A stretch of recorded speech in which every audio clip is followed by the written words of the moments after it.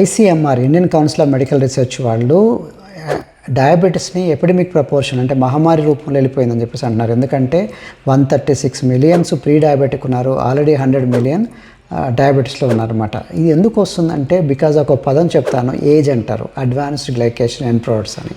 అంటే మనకి బాగా ఆయిల్లో ముంచినప్పుడు దీన్ని లిపిడ్స్ అట్లాగనే కార్బోహైడ్రేట్స్, ప్రోటీన్స్ ఇవన్నీ బాగా ఎక్కువ కాలం రోస్టింగ్లో ఉండటం వల్ల, డీప్ ఫ్రైయింగ్ వల్ల అట్లా అవుతాయంట. లైక్ పకోడాలు, మనం మురుకులు తింటాం చూసారా, సమోసాలు, ఇట్లాంటి కాజు పకోడీలు ఇట్లాంటివన్నీ. సో వీటిని బాగా తగ్గించుకోవాలి.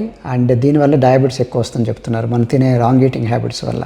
కాబట్టి దీని గురించి మీకు ఈ అడ్వాన్స్డ్ గ్లైకేషన్ ఎండ్ ప్రొడక్ట్స్ గురించి తెలుసుకోవాలనుకున్నా, అట్లాగనే మన ఈటింగ్ హ్యాబిట్స్ మార్చుకోవాలన్నా, ఒబేసిటీ గురించి తెలుసుకోవాలనుకున్నా మేము ఉన్నాం, మమ్మల్ని సంప్రదించండి.